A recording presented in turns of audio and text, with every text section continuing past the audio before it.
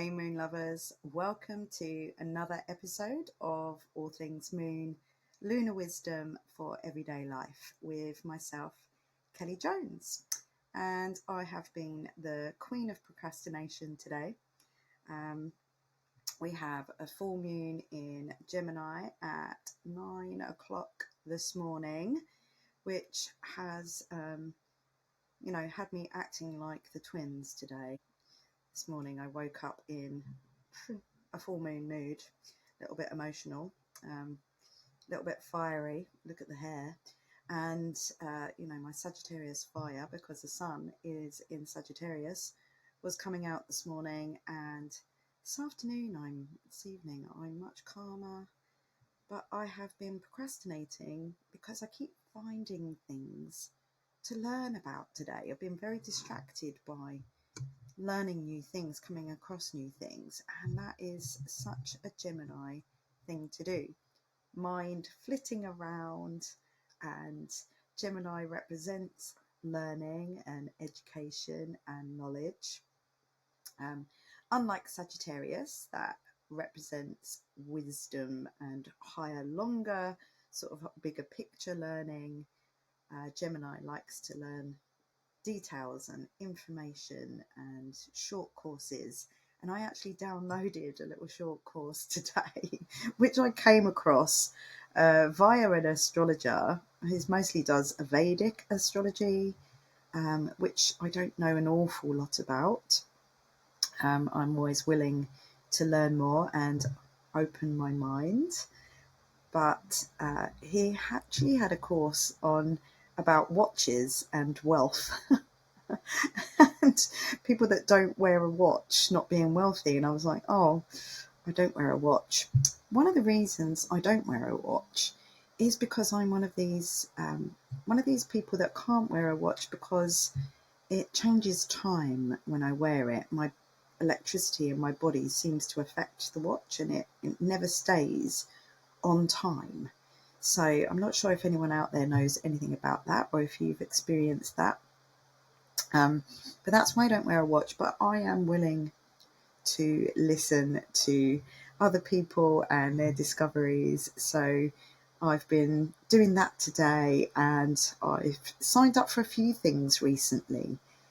And I've got quite a lot of things booked for myself in the new year. Some are for pure entertainment and joy, and some are to meet up with community, with our shared passions, and some of it is spiritual learning. So, this Gemini energy has obviously been coming, and I have been fully feeling into it. So, a full moon in Gemini today. I'm in the UK, so that was at 9:01 a.m. this morning. And also Mercury station direct today. So Mercury is going to be moving on again, starting to move forwards very slowly from today. But we could probably safely say that it's not really until after Christmas that it really is back at full speed again.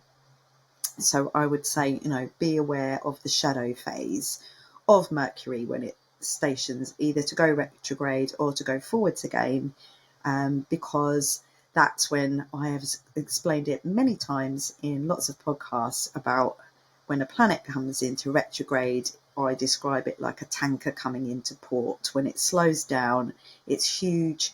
It creates big waves as it's slowing down and arriving, and also when it starts to move and leave again, it creates those big waves. So we could experience some of the effects of Mercury, the trickster, a little bit stronger than maybe we have done for the past few days. So, if you've got any Mars retrograde stories, any Mercury retrograde stories, remembering that Mars is still retrograde in Leo at the moment, working his merry way back to the sign of Cancer in January, which I talked about last week.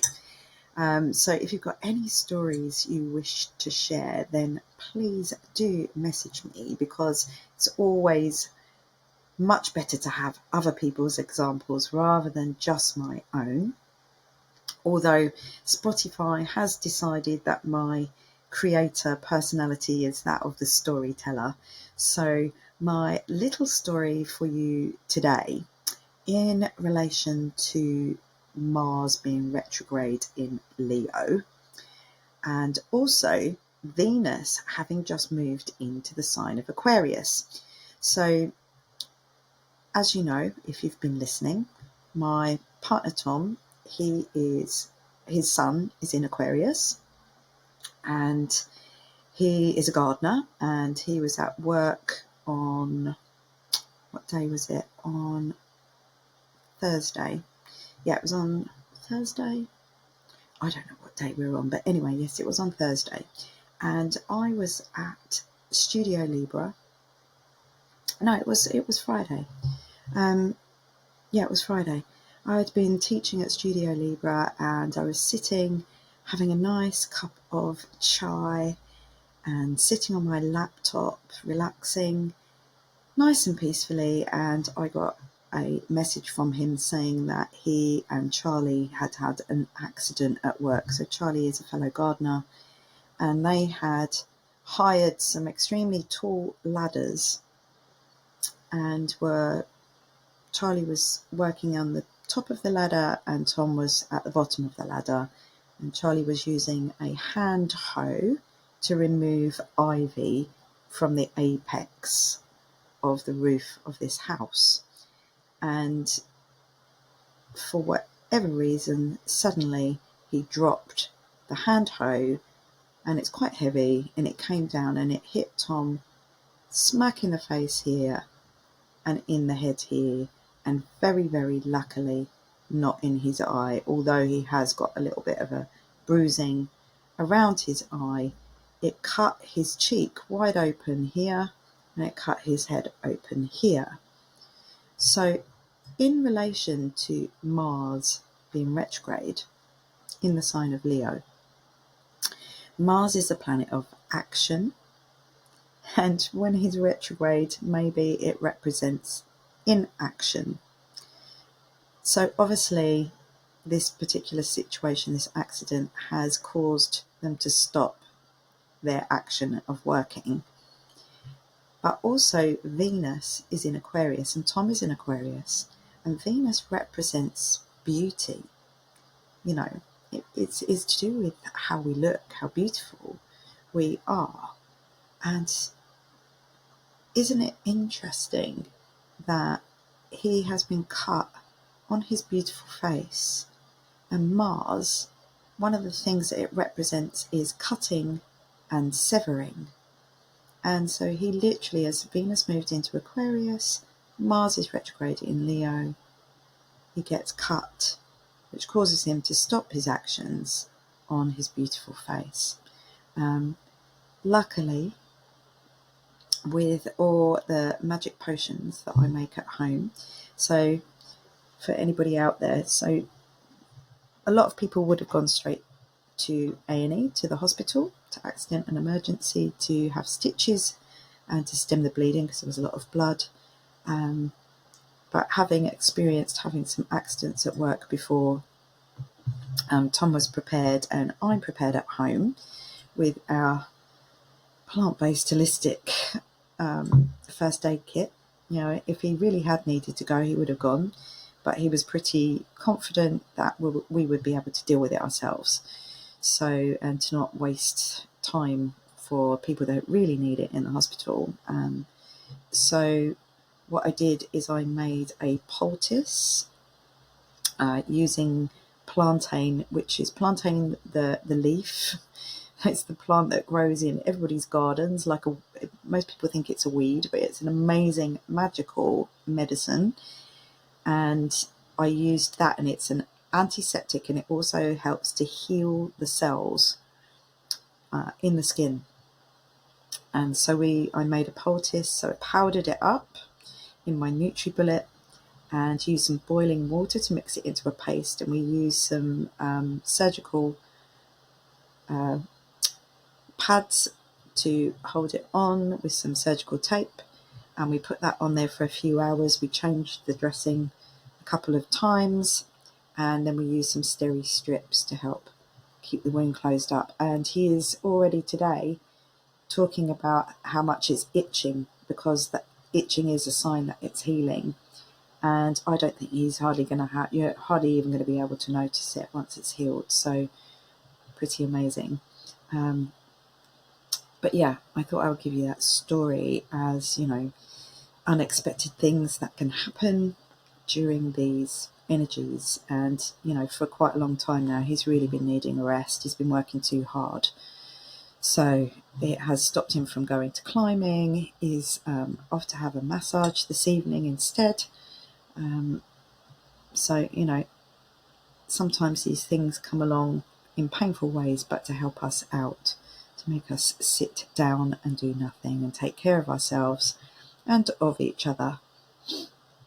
So what else have we got going on?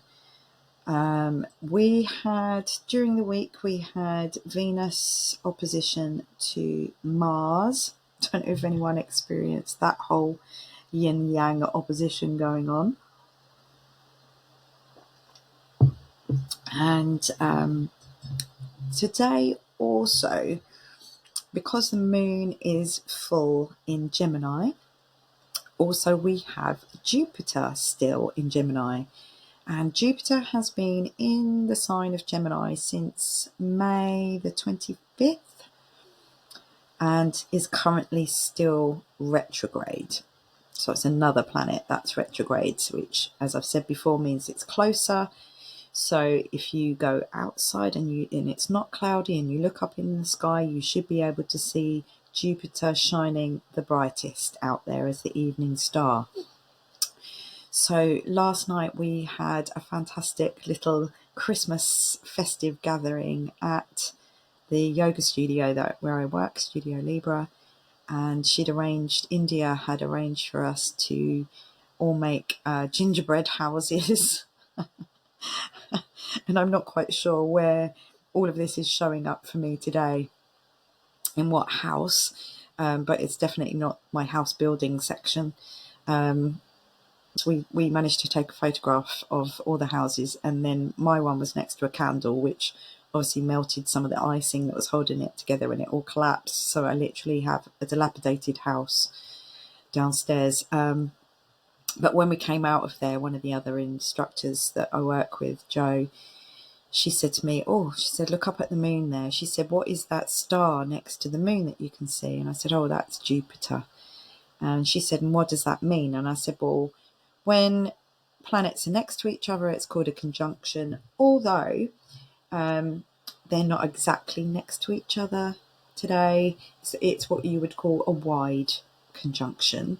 But Jupiter is expansive and a full moon illuminates, and Jupiter is shining bright. So we really do, essentially have the moon conjunct Jupiter today as well. So hopefully that signifies blessings of good fortune. As I mentioned, we're still in Sagittarius season, so the sun is on the opposite side. So when we have a full moon, the sun is opposite, and that's why the moon is lit up fully. And the sun is in Sagittarius opposite the moon in Gemini.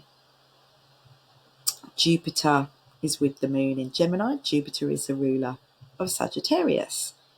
Mercury is in Sagittarius, the ruler of Gemini. So we still have that sort of opposite thing going on. And with this duality of the Gemini energy, which can cause that polarity, I think it's probably heightened by those factors as well. What else do we have going on? We've got the sun over in Sagittarius and the moon in Gemini, and it's in a square. So which, as we know, if you've been listening, square can be challenging for us. It's like a crossroads or a turning point. It's in a square to the planet Neptune, and Neptune is still in Pisces. So I'm going to talk about that a little bit more in a minute, but just filling you in on some things that are going on. There is a harmonious aspect as well, which is Mercury over there in Sagittarius is forming a nice trine to Mars, who is retrograde in Leo. So that's a harmonious one there. And we also have Saturn over in Pisces forming a square to Jupiter in Gemini. So, quite a lot going on. But I always think, even though when there's a lot going on, that gives us more possibility. It's not all doom and gloom. The more things, the more aspects there are, the more possibilities there are. And for Gemini energy, lots of possibilities is great. The mind is whirring with possibility today. This particular moon is special because not just astrologically, but also, I suppose, scientifically, it's the 12th full moon of the year.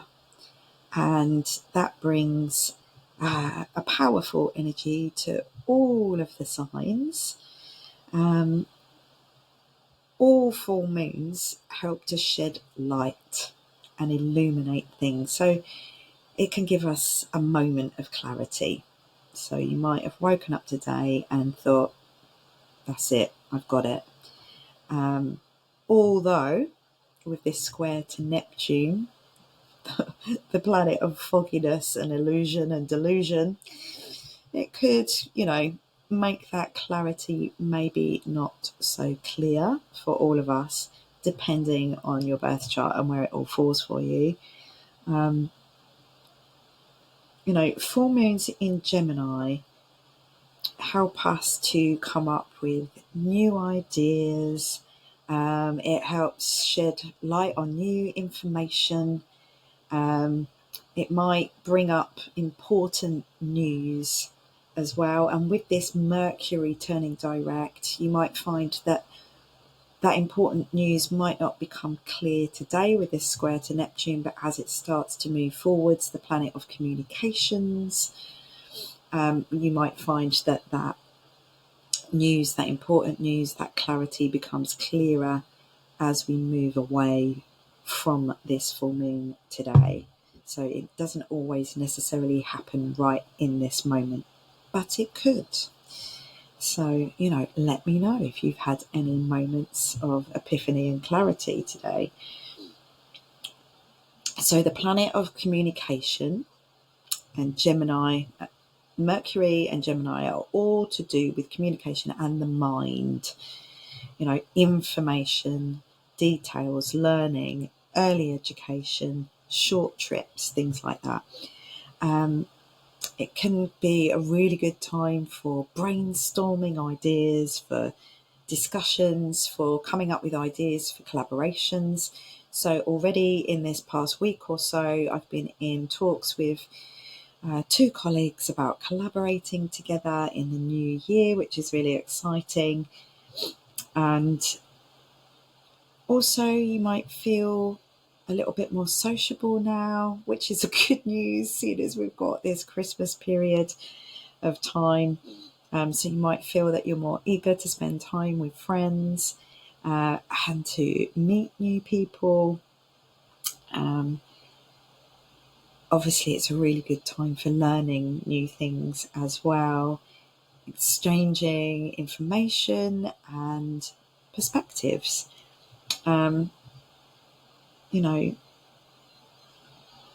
It's a really good time as well I'm going to talk about some of these energies that we've got going on, but it's a really good time to sort of not be a know-it-all and assume that you know everything. And it's a really good time to adopt the mindset of a beginner, that I know nothing at all. I'm willing to be open to the fact that I don't know everything, and I'm willing to be open to learning new things and other perspectives. And one of the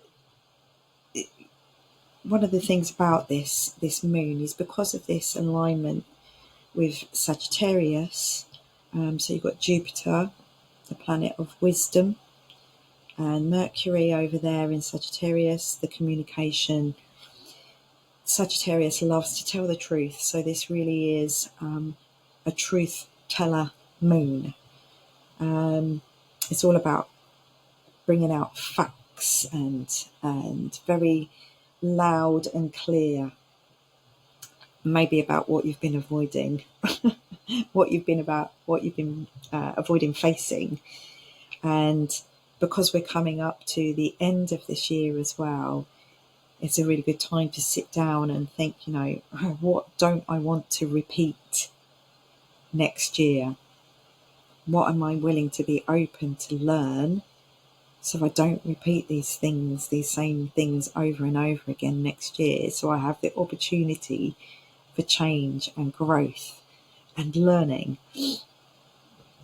But I'm just scrolling down my notes here because I wanted to talk a little bit about the Jupiter conjunction with the moon. So Jupiter, who it was known in Indian astrology, because I've been coming across this Vedic astrology today, Jupiter is known as the guru.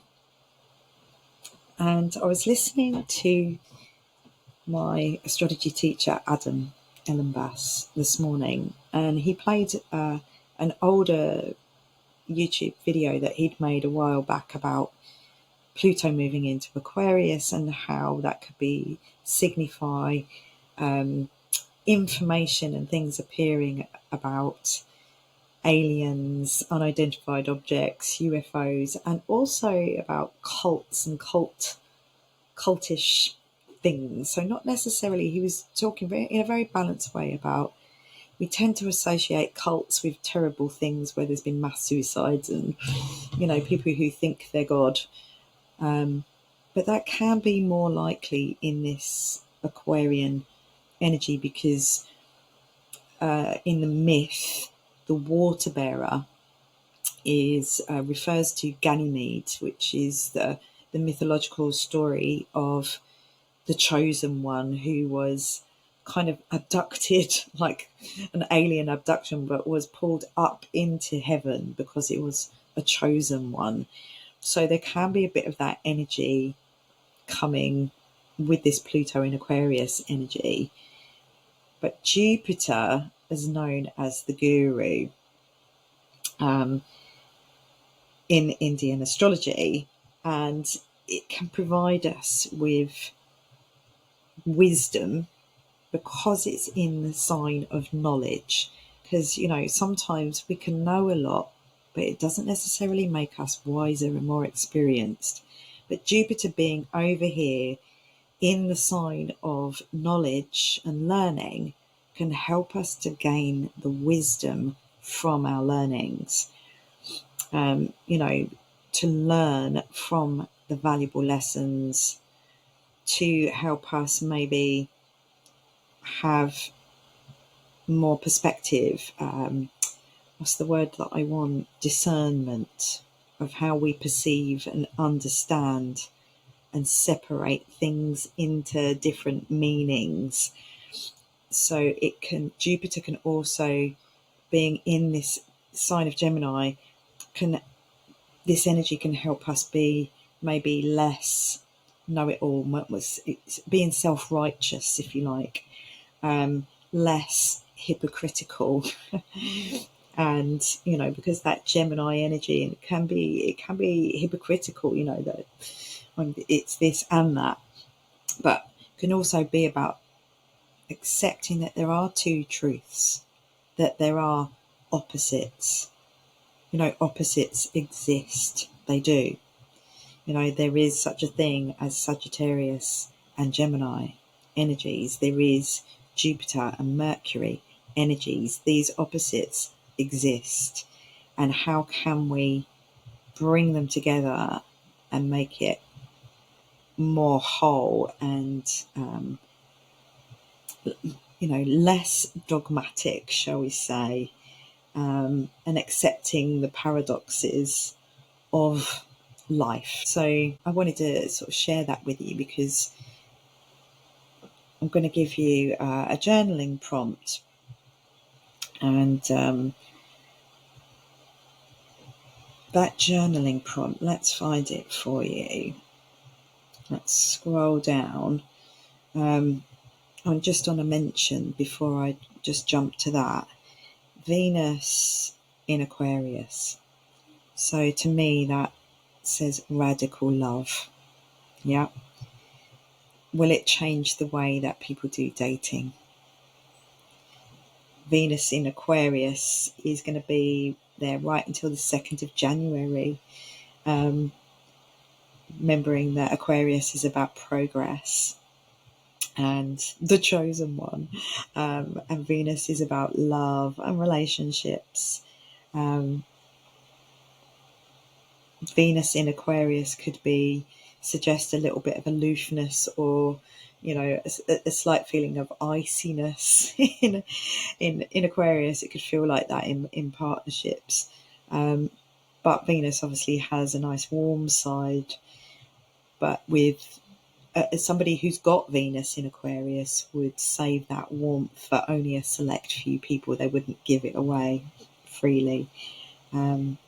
But yeah, it's an invitation for us to question our existing values, and how we're evolving and transforming very much collectively. And anyone who has got strong fixed signs in their charts will probably experience it, particularly if you've got a natal Venus in Aquarius. You're getting Venus is returning to your sign at the moment, so you might feel that impact a little bit more, particularly around values, I feel. But it could be to do with your identity and how you look. And this was going back to that story I told you at the beginning. Tom has Venus in his Aquarius, in his birth chart, in his house. Yeah, Venus in Aquarius. So, I love it when he constantly gives me stories to share with you that signify the astrology. Venus is also to do with finances, so you might find a radical way of changing your finances as well. So just to let you know, in here I am drinking some marigold and rose tea. I didn't have any calendula, but I do have some marigold. They are a similar family.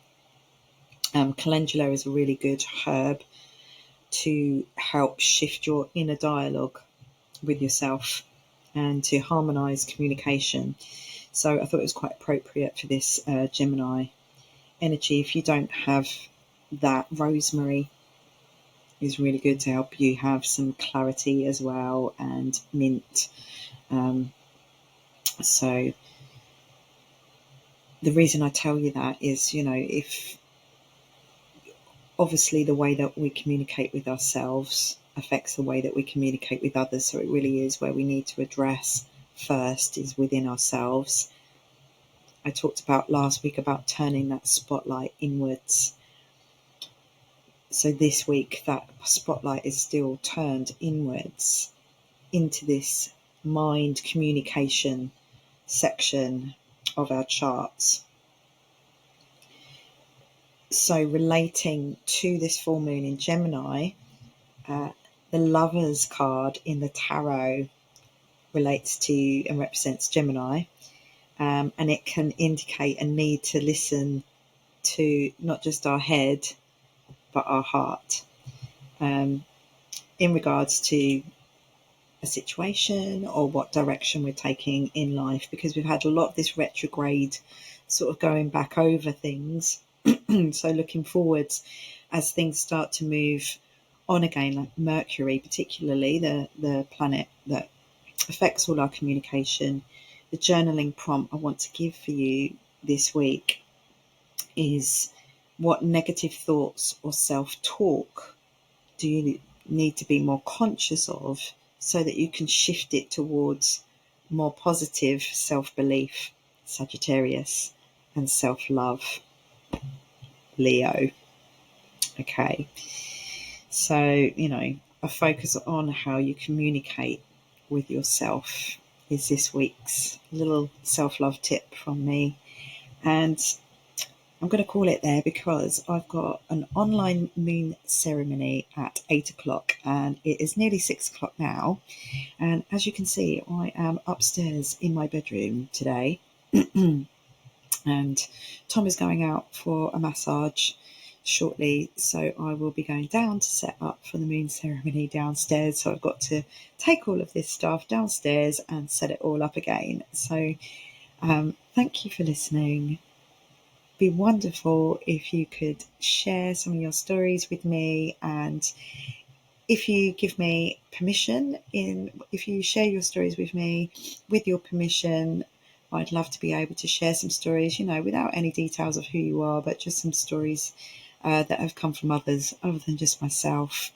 And in the new year, I'm going to be looking at doing some interviews with people to spice this podcast up a little bit. So if you've got any sort of requests and anyone that you'd love for me to endeavour to talk to, or any subjects that you'd like to learn about and hear about, and let me know that as well.